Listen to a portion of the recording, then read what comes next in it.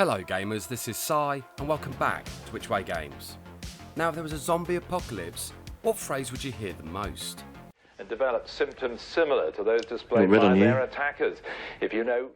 And with that being said, let's get on with the video.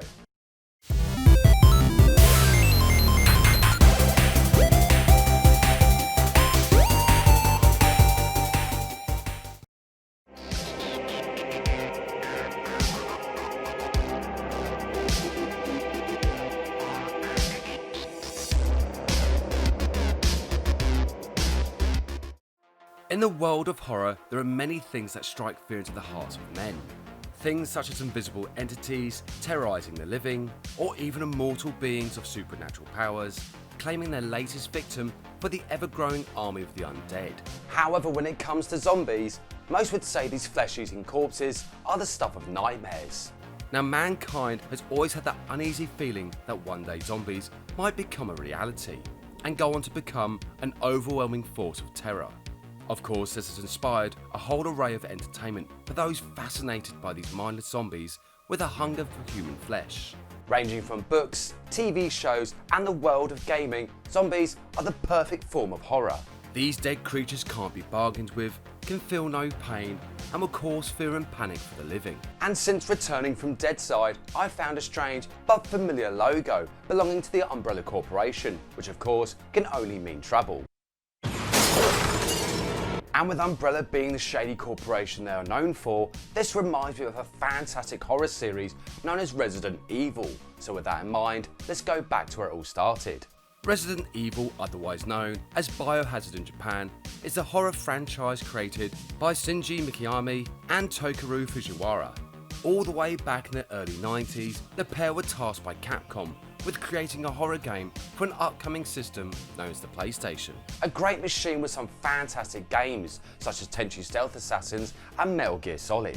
They were influenced by Sweet Home, originally released in 1989, which was set in a haunted mansion where gamers had to control 5 characters as they uncovered the secrets of the mysterious building they found themselves in. And proving to be popular at the time, the basic game mechanics and puzzle solving would be adopted into the Resident Evil series, which then went on to become a staple of the franchise.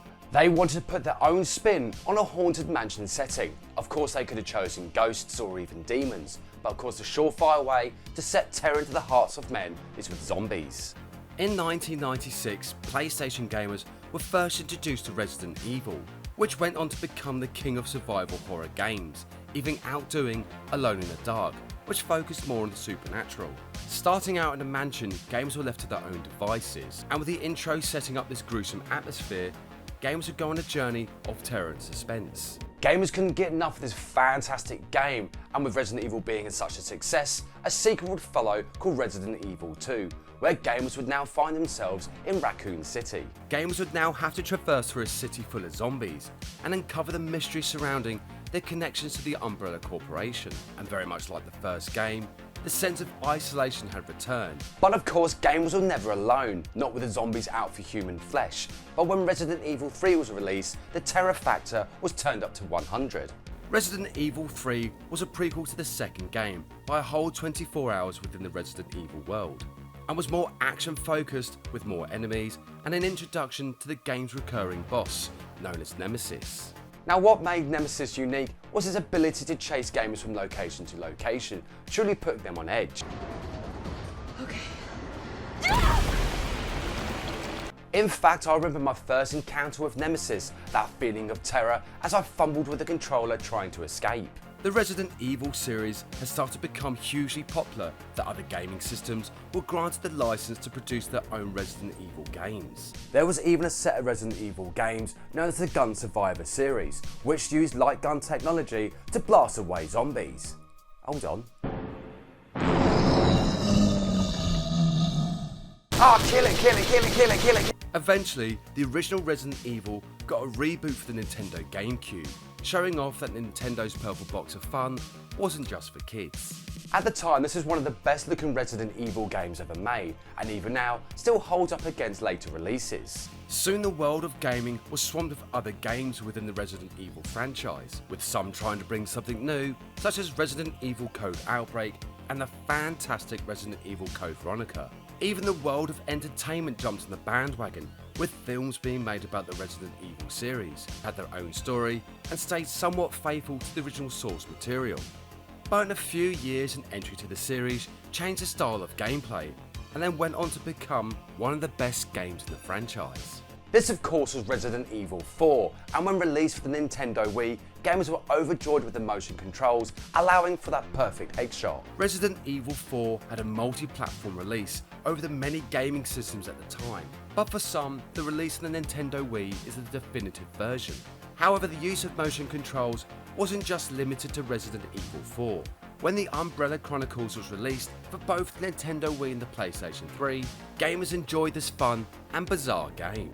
It was an on-rail shooting game very much like Dead Space Extraction, and of course come 2009, Resident Evil 5 was released, returning to the gameplay style of the fourth installment, but something was slightly different. Resident Evil 5 had cooperative gameplay and continued the action-orientated focus that the series had been heading towards since the third installment.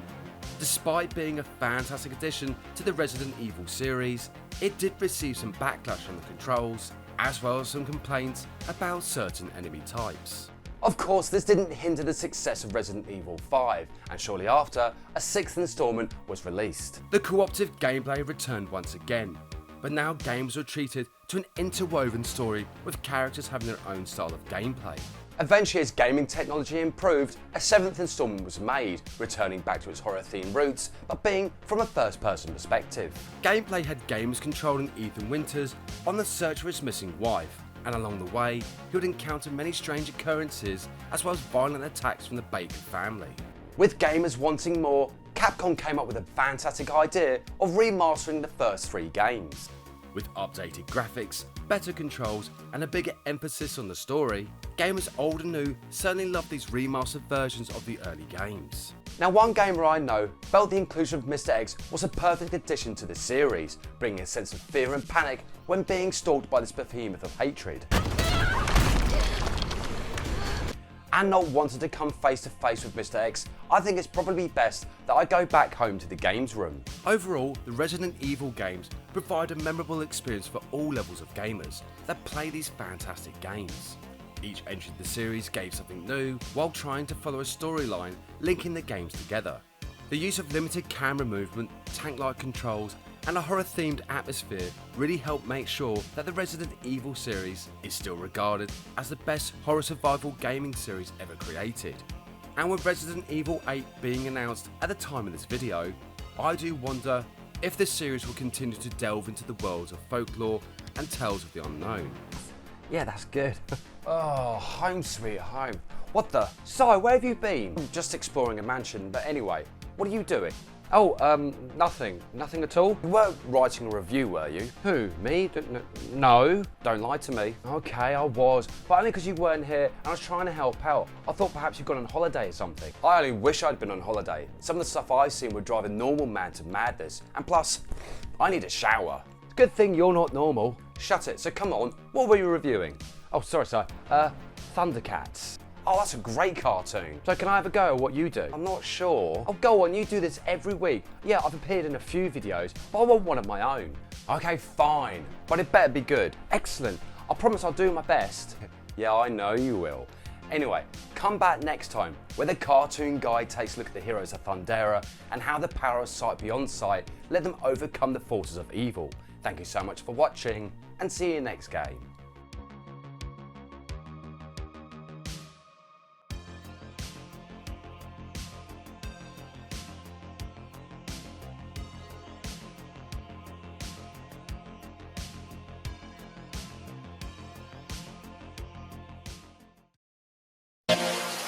We'll be right back.